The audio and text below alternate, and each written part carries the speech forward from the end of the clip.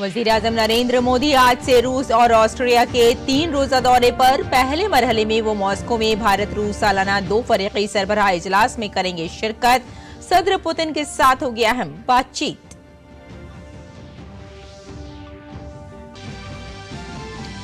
NEET UG इम्तिहान से मुताल्लिक़ तमाम 26 अर्जियों पर सुप्रीम कोर्ट में अहम समाअत। आज सीबीआई ने अब तक कई लोगों को किया है गिरफ्तार।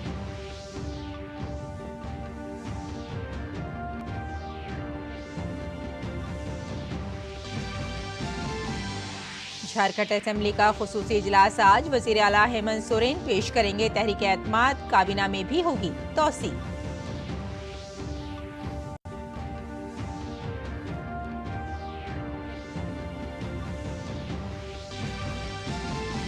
जेडीएस के साबिक एमपी प्रज्वल रेवन्ना की अदालती हिरासत का आज आखिरी दिन। जिनसी ज्यादती और असमत दरी के इल्जाम में बेंगलुरु सेंट्रल जेल में है रेवन्ना।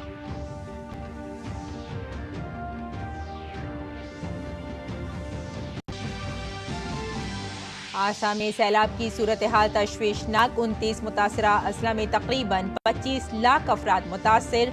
वजीर आला मुसलसल मुतासर इलाकों का कर रहे हैं दौरा।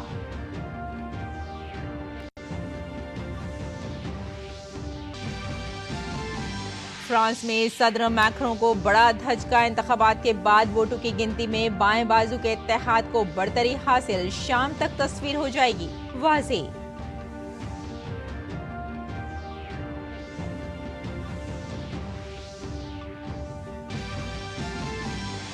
स्क्वाश खिलाड़ी अभय सिंह और जोशना चन्नप्पा ने एशियन स्क्वाश डबल्स चैंपियनशिप में गोल्ड मेडल पर किया कब्जा।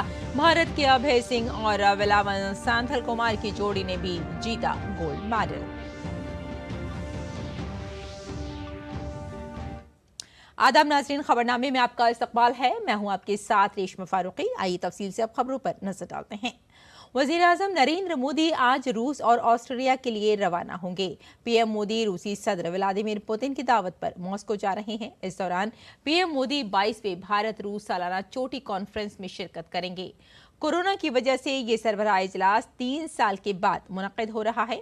रूसी सदर पुतिन के साथ पीएम मोदी की मुलाकात में कई मुआहदों पर दस्तखत होने का इम्कान है और तवज्जो बाहमी ताल्लुकात के मुख्तलिफ उमूर पर मरकूज रहेगी।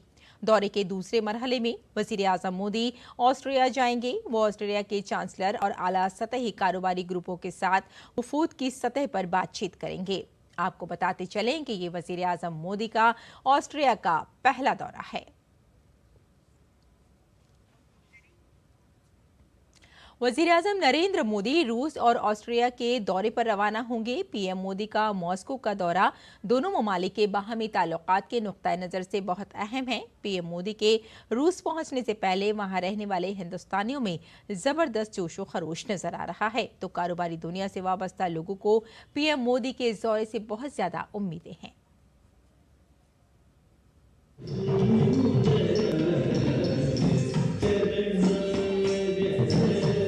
नरेंद्र मोदी जी, हमें रशिया में आपका स्वागत है। I'm really happy that relationship between two my beloved countries, my motherland Russia and India. Bharat और रूस के दरमियान दहाइयों पुरानी दोस्ती एक नई जिहत इख्तियार करने जा रही है, क्योंकि पीएम मोदी अपनी तीसरी मुद्दत में पहली बार रूस का दौरा कर रहे हैं। 2019 के बाद और रूस यूक्रेन की आगाज जंग के बाद पहली बार पीएम मोदी रूस का दौरा करेंगे। सदर पुतिन की दावत पर वो 22वें भारत रूस सरबराह इजलास में शिरकत के लिए मॉस्को जा रहे हैं और इस दौरे की तैयारियां उरूज पर हैं और लोगों में जबरदस्त जोशो खरोश है। I am happy to welcome the Prime Minister Narendra Modi. We are very happy to perform in welcoming dance program and represent this beautiful art form of India. PM Modi का ये दौरा 2 दिन 8 और 9 जुलाई को होगा। वो 5 साल बाद रूस जा रहे हैं। रूसी सदर पुतिन के साथ पीएम मोदी की मुलाकात में कई मुआहदों पर दस्तखत होने का इम्कान है और बाहमी ताल्लुकात के तमाम उमूर पर भी तवज्जो दी जाएगी। भारत और रूस के बीच सन 2000 से एनुअल समिट की परंपरा रही है, जिसमें हर साल हमारे प्रधानमंत्री और रूस के राष्ट्रपति विजिट एक्सचेंज करते हैं। तो लास्ट एनुअल समिट जो हुआ था 2021 में हुआ था, जब प्रेसिडेंट पुतिन भारत गए थे, और अब प्रधानमंत्री जी आ रहे हैं 2 सालों के बाद। तो ये विज़िट उस कारण बहुत इम्पॉर्टेंट है कि हम रीस्टार्ट कर रहे हैं एनुअल समिट की परंपरा। हम इस विज़िट से काफ़ी उम्मीद रखते हैं कि जो हमारे संबंध हैं वो और भी सुदृढ़ होंगे। पीएम मोदी का ये दौरा रूस बहुत अहम है, क्योंकि गुज़िश्ता चंद सालों में दुनिया भर में बहुत कुछ बदला है, लेकिन गुज़िश्ता 3 सालों में भारत और रूस के ताल्लुकात तेजी से बढ़े हैं। कैसे, आइए एक नजर डालते हैं कि हिंदुस्तान और रूस के बाहमी ताल्लुकात और माशी निज़ाम किस तरह मजबूत हुआ है। भारत रूस शराकतदारी दुनिया की सबसे ज्यादा मुस्तहकम ताल्लुकात में से एक है। दोनों ममालिक फौजी, जौहरी और खलाई ताउन के रिवायती शोबों में आगे बढ़ रहे हैं। सियासी, दिफा, तिजारत और मईशत, साइंस और टेक्नोलॉजी, सकाफत और अवाम से अवाम के राब्ते में भी इजाफा हुआ है। 2025 तक 2 तरफा सरमायाकारी को $50 बिलियन तक पहुंचाने का हदफ मुकर्रर किया गया है। 2 तरफा तिजारत को $30 अरब तक बढ़ाने का हदफ मुकर्रर किया गया है। माली साल 2023-24 में दोनों ममालिक के दरमियान 2 तरफा तिजारत $65.70 बिलियन रही। ये दोनों ममालिक की इख्तिसादी और तिजारती पॉलिसियों के बारे में है। अब हम आपको बताते हैं कि दोनों ममालिक की इख्तिसादी पॉलिसियों पर ताजिरों का क्या कहना है। हम लोग बहुत एक्साइटेड है कि वो लोग यहाँ पे आ रहे हैं। डिफेंस में ऑलरेडी चल रहा है, फार्मा में भी चल रहा है, but sky is the limit. हम लोग ये नहीं देखते कि रशिया में manufacturing, we are also looking at manufacturing in India and exporting to Russia. So both ways communication Ayurveda है, न्यूट्रास्यूटिकल्स है, विटामिन्स है, वो ग्रो कर रहा है और हम लोग बहुत स्ट्रॉन्ग है भारत इन सारे सेगमेंट में। प्रधानमंत्री जी जो आ रहे हैं, रशियन प्रेसिडेंट के साथ बात होने वाली है इनकी और सारे अथॉरिटी के साथ। तो फार्मा एक बहुत ही टॉप बिजनेस के लिए प्रोस्पेक्टिव है हमारे लिए और अच्छा कुछ होने का उम्मीद है। ये दौरा हिंदुस्तान और रूस के दरमियान ताल्लुकात और तिजारत को मजीद फरोग देने के लिए बहुत खास है। रूस हिंदुस्तान में खाम तवानाई का एक अहम जरिया है। इसके अलावा हिंदुस्तान और रूस के दरमियान दीगर शोबों में ताउन भी है। भारत में तिजारत में भी इजाफा हुआ है, जिसके दूररस नताइज होंगे। अपने 2 रोजा दौरे के दौरान वजीर आजम नरेंद्र मोदी मॉस्को में मुकीम हिंदुस्तानी कम्युनिटी के एक ग्रुप से भी खिताब करेंगे। ये विज़िट आई थिंक बहुत इम्पॉर्टेंट है, क्योंकि इस टाइम जो क्रूशल स्टेज चल रही है दुनिया के अंदर, तो उस टाइम पे मोदी जी का यहाँ विज़िट करना एक बहुत इम्पॉर्टेंट रोल है हमारे लिए। वैसे काफ़ी चीज़ें यहाँ पे मोदी जी के आने के बाद चेंज हुई है। एक अब पे लोगों के देखने का नज़रिया काफ़ी बदला है। बहुत गर्व महसूस होता है, बिकॉज़ उनके प्रयास और देशभक्ति की वजह से हमारा देश हर क्षेत्र में आगे बढ़ रहा है। हमें बहुत खुशी हो रही है कि हमारे मोदी जी यहाँ आ रहे हैं, इसलिए हम सब यहाँ पे अपने मिनी दुब्रोवका में इकट्ठा हुए हैं। लोग एक तवील वक्फे के बाद पीएम के मॉस्को के दौरे को लेकर काफी तजस्सुस में हैं और पीएम के मॉस्को पहुँचने का शिद्दत से इंतजार कर रहे हैं। पीएम मोदी 8 से 9 जुलाई तक रूस और 9 से 10 जुलाई तक ऑस्ट्रिया का दौरा करेंगे और इन दोनों ममालिक के दौरों से आपसी रिश्तों में और मजबूती नजर आएगी।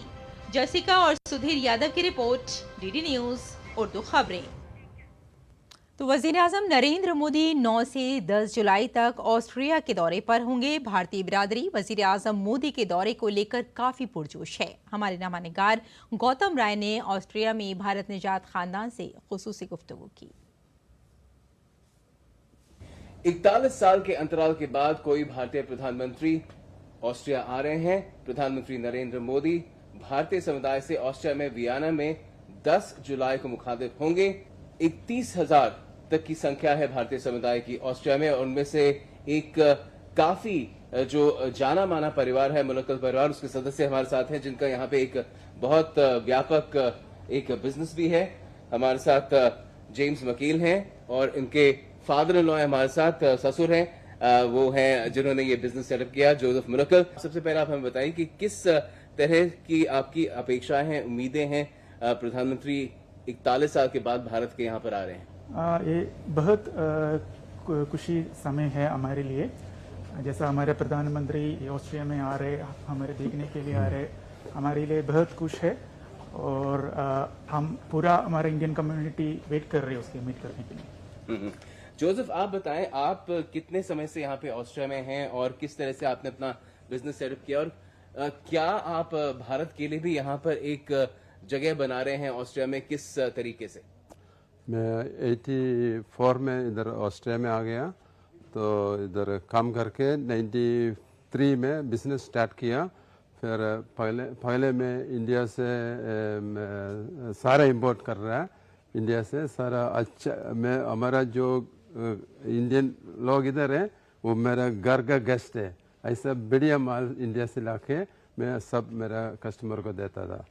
तो अब जब प्रधानमंत्री आ रहे हैं यहाँ पर जेम्स, तो किस तरह के एक्सपेक्टेशंस हैं, उम्मीदें हैं आपकी? मेरे ओपिनियन में दोनों कंट्री का रिलेशन बहुत अच्छा होना चाहिए। मेरे ख्याल में अभी अच्छा है और अच्छा होना चाहिए। और जैसा पहले बोला था, हमारा और इधर बहुत और लोग आए तो हमके लिए और हेल्प है, जैसा IT लोग, और ये बहुत इधर बहुत अपॉर्चुनिटी है इंडियन लोगों के लिए। सो ये वो सब वीसा प्रोसेस है, सब स्मूथ हो गए तो इधर और लोग आ सकेगा, उसको इधर एक अच्छा एक जवान जीत सकेगा। तो आपने देखा कि किस तरह से यहाँ पर जो उम्मीदें हैं भारतीय समुदाय की वो जुड़ी हुई हैं दोनों भारत और ऑस्ट्रिया की तरक्की से, और उसमें भारतीय किस तरह का योगदान कर सकते हैं, और उसी पर एक तरह से नजर भी रहेगी इस दौरे के दौरान। कैमरा पर्सन प्रमोद नेगी के साथ Gautam Roy, Vienna, Austria, DD news. और आइए अब आगे बढ़ते हैं, कुछ और खबरों पर नजर डाल लेते हैं। पुरी में भगवान जगन्नाथ की रथ यात्रा शुरू हो गई है, जो 16 जुलाई तक जारी रहेगी। हर साल रथ यात्रा आषाढ़ महीने की शुक्ल पक्ष के दूसरे दिन से शुरू होती है और दशमी तिथि को खत्म होती है। रिवायत की पैरवी करते हुए भगवान जगन्नाथ के पहले अकीदतमंद और पुरी के राजा लजपति महाराज ने सोने की मोट वाली झाड़ू से रथ का रास्ता साफ किया। इस रस्म को छेरा पहरा के नाम से जाना जाता है। रसूमात के साथ शुरू होने वाली इस मजहबी यात्रा में सदर द्रौपदी मुर्मू के साथ उड़ीसा के गवर्नर रघुवर दास और वजीर आला मोहन चरण मांझी और मरकजी वजीर तालीम धर्मेंद्र प्रधान भी मौजूद थे। साबिक वजीर आला नवीन पटनायक भी इस मौके पर पहुंचे और भगवान जगन्नाथ का आशीर्वाद लिया।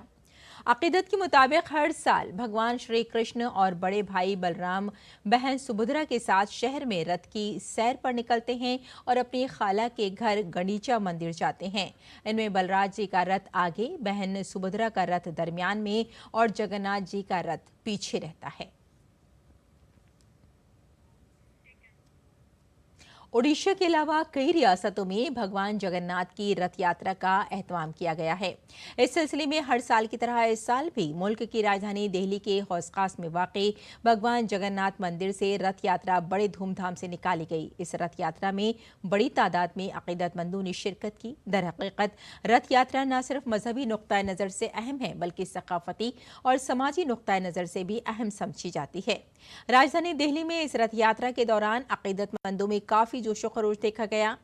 मौसीकी, रक्स और मुख्तलिफ किस्म के सकाफती प्रोग्रामों के दरमियान रथ यात्रा के दौरान रथ को खींचने के लिए भीड़ बेचैन नजर आई। दिल्ली के हौस खास की ये रथ यात्रा न सिर्फ राजधानी के ओडिया लोगों के लिए अहम है, बल्कि ये आस्था के जन सैलाब की भी अलामत है। मरकजी वजीर गजेंद्र सिंह शेखावत और उनकी अहलिया ने दिल्ली में मुनक़िदा इस रथ यात्रा में शिरकत की। जय जगन्नाथ। ये जो रथ यात्रा है ये पूरी में महत्व से बनाया जाता है कि पूरी दुनिया में ये फेमस है, लेकिन जो प्रदेश से लोग जो दिल्ली में रहते हैं उनके लिए भी एक महत्वपूर्ण ये उत्सव है। ये उत्सव कहना ठीक नहीं रहेगा, ये एक महोत्सव है हमारे लिए। जो पूरी रथ यात्रा में जो जगन्नाथ धाम, जो कि हम बोलते हैं कि 4 धामों में एक धाम में गिनती में होती है, हम लोग जो पूरी नहीं जा पाते उनके लिए हमारे मन की भावना, जो आपसी चीजों के लिए हम यहाँ आते हैं, इनके लिए भी एक बहुत बड़ी चीज है कि हम इसको सब भाई बहन मिलके इस चीज को बहुत अच्छी तरह से मनाते हैं। और सुप्रीम कोर्ट आज एक दरख्वास्त पर समाअत करेगी जिसमें घर खरीदारों और बिल्डरों के लिए मुल्क भर में मॉडल बिल्डर बायर एग्रीमेंट बनाने का मुतालबा किया गया है। इससे कबल अदालत की तरफ से मुकर्रर करदा एमिकस क्यूरी ने इस मामले में अदालत में अपनी तीसरी स्टेटस रिपोर्ट दाखिल की। रियासतों की तरफ से दी गई तजावीज़ पर गौर करने के बाद अदालत ने अपनी पुरानी सिफारिश में कुछ तब्दीलियां की हैं। जनवरी 2023 में एमिकस क्यूरी के जरिए दिए गए मॉडल एग्रीमेंट में सेक्शन ए की दफात पूरे मुल्क के लिए यकसा रखी गई थी, जबकि सेक्शन बी में रियासतें मुकामी हालात के मुताबिक तब्दीलियां कर सकती हैं। जनवरी 2023 में सुप्रीम कोर्ट ने रियासतों से कहा था कि वो इस मॉडल एग्रीमेंट पर अपनी तजावीज़ दें। 12 रियासतों से मौसूल होने वाली तजावीज़ के बाद मॉडल एग्रीमेंट के सेक्शन ए में तरामीम की गई हैं और अब इसे मंजूरी के लिए सुप्रीम कोर्ट के सामने रखा जाएगा। इससे पहले सुप्रीम कोर्ट ने मरकज को नोटिस जारी किया था। वकील अश्वनी उपाध्याय की जानिब से 2020 में दायर दरख्वास्त में कहा गया था कि बिल्डर की जानिब से किए गए मुआहदे में कई गैर वाज़ेह शराइत हैं, जिसकी वजह से खरीदार को बाद में नुकसान उठाना पड़ता है। इसको रोकने के लिए पूरे मुल्क में मॉडल एग्रीमेंट नाफिज किया जाए। बेज़ाब्तगियों और पेपर लीक जैसे तनाज़ात में घिरे नीट यूजी इम्तिहान का मुस्तकबिल क्या होगा, इसका फैसला आज सुप्रीम कोर्ट में होने वाली समाअत के बाद होगा। इस समाअत पर मुल्क के तकरीबन 24 लाख तलबा की नजरें मरकूज हैं। इस पूरे तनाज़े पर फिलहाल सुप्रीम कोर्ट में तकरीबन 38 दरख्वास्तें पहुंची हैं, जिनमें से ज्यादातर इस इम्तिहान को मनसूख करने का मुतालबा कर रही हैं, जबकि 1 या 2 दरख्वास्तें इम्तिहान को मनसूख न करने का भी मुतालबा कर रही हैं। में अब फैसला सुप्रीम कोर्ट में के हाथ में है। नीट यूजीसी से मुताल्लिक तमाम दरख्वास्तों की समाअत चीफ जस्टिस DY चंद्रचूड़ की सरबराही में 3 रुकनी बेंच करेगी।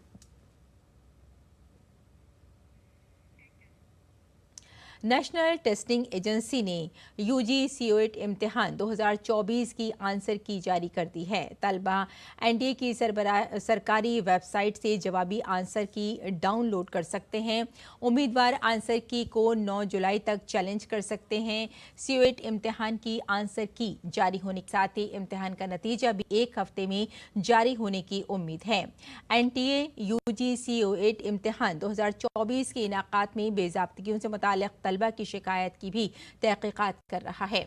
NTA 30 जून तक इस सिलसिले में मौसूल होने वाली तमाम शिकायत की जांच कर रहा है। अगर किसी उम्मीदवार की शिकायत दुरुस्त पाई जाती है तो NTA उनके लिए 15 से 19 जुलाई के दरमियान दोबारा इम्तिहान करा सकता है। काबिल जिक्र है कि नेशनल टेस्टिंग एजेंसी ने COET यूजी इम्तिहान 2024 का इनेकाद 15 से 29 मई के दरमियान 379 शहरों में किया था, जिसमें बैरूनी ममालिक के 26 शहर शामिल थे। इम्तिहान में 13 लाख से ज्यादा उम्मीदवार शरीक हुए थे।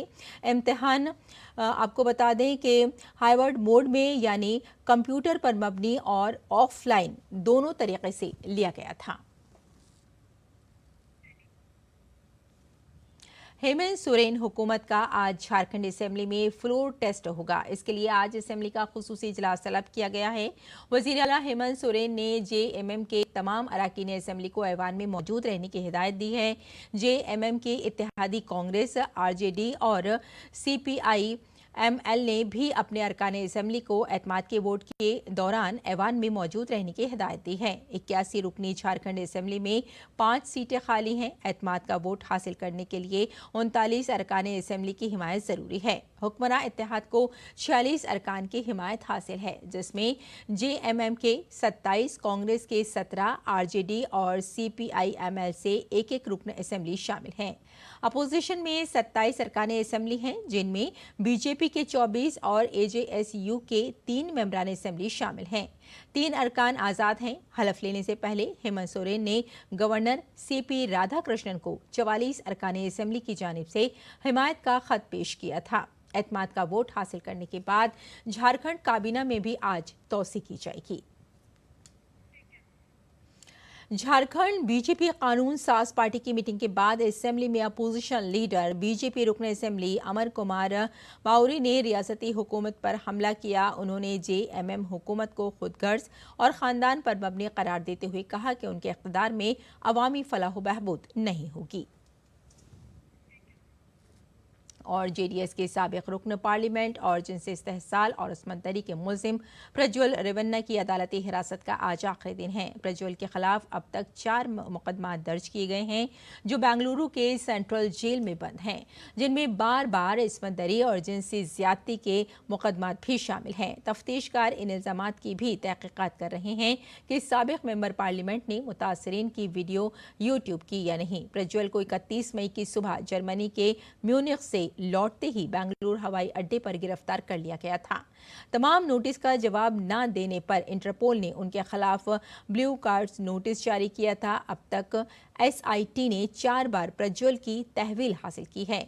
24 जून को मजिस्ट्रेट ने प्रज्वल की अदालती हिरासत में 8 जुलाई तक की तौसी कर दी थी। तमिलनाडु बीएसपी के रियासती सदर के आर्मस्ट्रॉन्ग की आखिरी रसूमात की तैयारियां मुकम्मल कर ली गई हैं। आपको बताते चलें कि 5 जुलाई को के आर्मस्ट्रॉन्ग पर 3 मोटरसाइकिल सवार अफराद ने पेरम्बूर में उनकी रिहाइशगाह के नज़दीक हमला किया था। हमलावर आर्मस्ट्रॉन्ग को चाकू मारकर हलाक करने के बाद मौके से फरार हो गए। इस मामले में 8 मुल्जिमान को गिरफ्तार किया गया है। महाराष्ट्र के कई हिस्सों में पिछले 1 हफ्ते से बारिश हो रही है। मुंबई में भी मूसलाधार बारिश की वजह से शहर के कई इलाकों में पानी जमा हो गया है। महकमा मौसमियात के मुताबिक रियासत में आज और आइंदा चंद रोज तक मूसलाधार बारिश का इम्कान है। आईएमडी के मुताबिक कोंकण, मराठवाड़ा और वस्ती महाराष्ट्र के इलाके इस सबसे ज्यादा मुतासिर होंगे। पुणे, सतारा और कोल्हापुर अजला में भी मूसलाधार बारिश की वार्निंग जारी की गई है। रियासत में मुसलसल बारिश की सूरत हाल के पेश नजर इंतजामिया ने शहरियों को अलर्ट रहने और एहतियाती तदाबीर अख्तियार करने का मशवरा दिया है। उत्तराखंड में भी शदीद बारिश और सैलाब की वजह से निज़ाम ज़िंदगी दरहम बरहम होकर रह गया है। महकमा मौसमियात ने रियासत में रेड अलर्ट जारी कर दिया है। 4 धाम यात्रा मुलतवी होने की वजह से 2500 यात्री फंसे हुए हैं। रियासत में गुज़िश्ता 1 हफ्ते से मुसलसल मूसलाधार बारिश की वजह से पहाड़ी इलाकों में मिट्टी के तोदे गिरने के वाक़यात पेश आ रहे हैं। महकमा मौसमियात ने 9 अजला में इंतहाई तेज़ बारिश की वार्निंग जारी कर दी है। रियासत के कुमाऊं डिवीजन में मूसलाधार बारिश जारी है। अगर हम गुज़िश्ता 24 घंटे की बात करें तो देहरादून में सबसे ज्यादा 11 सेंटीमीटर बारिश हुई। वहीं चंपावत, नैनीताल और उधम सिंह नगर में 10 सेंटीमीटर बारिश रिकॉर्ड की गई है। आसाम में सैलाब की सूरत हाल तशवीशनाक है। रियासत के 29 मुतासिरा अजला में तकरीबन 25 लाख लोग सैलाब से मुतासिर हैं। रियासत में कई मकामात पर बड़ी नदियां खतरे के निशान से ऊपर बह रही हैं। मुतासिरा अजला में कछार, कामरूप, धुबरी, नागांव, गोलपाड़ा, पारबीटा और डिब्रूगढ़, बोंगा और लखीमपुर, जोरहाट, कोकराझार, करीमगंज और तिनसुकिया शामिल हैं। 3 अजला कामरूप और डिब्रूगढ़ के शहरी इलाकों में भी सैलाब का अलर्ट है। इस दौरान आसाम के वज़ीर हेमंत बिस्वा शर्मा ने सैलाब रिलीफ कैंपों में मुतासरीन से मुलाकात की और उनकी खैरियत दरियाफ्त की। उन्होंने कहा कि फौरन ही रिलीफ कैंप की हिफाजत और सफाई हुकूमत की तरजीह है। आज मुहर्रम की पहली तारीख है। मुहर्रम उल हराम इस्लामी कैलेंडर का पहला महीना है। इस महीने से नए इस्लामी साल का आगाज़ होता है। इस महीने की जहां बहुत सारी फजीलतें बयान की गई हैं, वहीं इस महीने को रसूल अकरम के नवासे और हज़रत अली के बेटे हज़रत इमाम हुसैन, उनके घर वालों और उनके साथियों की अजीम शहादत की याद में मुख्तलिफ इमाम बारगाहों में मजालिस और मातम के ज़रिए खराज अक़ीदत पेश किया जाता है। आगे बढ़ते हैं। फ्रांस में इतवार को इंतखाबात मुकम्मल होने के बाद वोटों की गिनती जारी है। इंतखाबी नताइज आज मुतवक्के है। रुझानात में मुत्तहदा बाएं बाजू के इत्तेहाद को बढ़तरी हासिल होती दिखाई दे रही है। इसके साथ साथ सदर इमैनुअल मैक्रों का इत्तेहाद और दाएं बाजू का इत्तेहाद पीछे होता दिखाई दे रहा है। माहिरीन के मुताबिक मुल्क में मुतालिक हुकूमत बनती दिखाई दे रही है। और साथ में आपको बताते चलें कि फ्रांसीसी पार्लियामेंट की मुद्दत 2027 में ख़त्म होनी थी, लेकिन 9 जून को यूरोपीय यूनियन में अपनी पार्टी की रैनीसा की बड़ी शिकस्त के बाद सदर मैक्रो ने पार्लियामेंट को कब्ल अज़ वक्त तहलील करके बड़ा खतरा मोल ले लिया। दरअसल मैक्रो की हुकूमत इत्तेहादियों की मदद से चल रही है। उनके इत्तेहाद के पास सिर्फ 250 सीटें थीं और हर बार उन्हें कानून पास कराने के लिए दूसरी पार्टियों की हिमायत हासिल करनी पड़ती थी।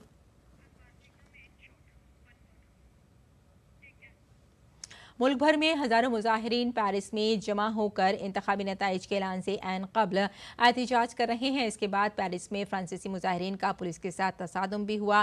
पेरिस शहर में आपको बता दें कि पेरिस डे और ला रिपब्लिक में एहतजाज के दौरान मुजाहिरीन ने नारे लगाए थे। और आइए अब नजर डालते हैं दिल्ली से शाये कुछ उर्दू अखबारात पर।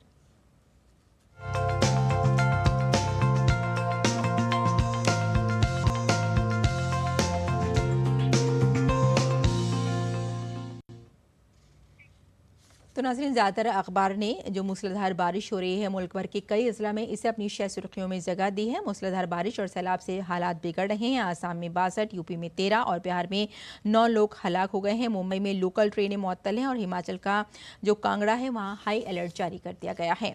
और आइए अगली सुर्खी पर नजर डाल लेते हैं। नए इस्लामी साल के आगाज़ पर पुरवकार तकरीब में गलाफ काबा को तब्दील कर दिया गया है। और रोजनामा हिंदुस्तान एक्सप्रेस पर भी नज़र डाल लेते हैं। आपको बता दें कि मरकज़ी वज़ीर पीयूष गोयल ने दिल्ली की तमाम 7 लोकसभा सीटें जीतने के बाद कहा कि डबल इंजन वाली सरकार बनी तो दिल्ली बदल जाएगी। और वज़ीर आज़म मोदी की क़यादत में मुल्क तरक्की कर रहा है, लेकिन जो बच्चों की जहानत वाले लीडरान हैं उनकी ये बात समझ में नहीं आ रही है। और अगली सुर्खी पर भी आइए नज़र डाल लेते हैं। लोकसभा स्पीकर ओम बिरला ने एक पेड़ माँ के नाम मुहिम के तहत कल एक पौधा लगाया।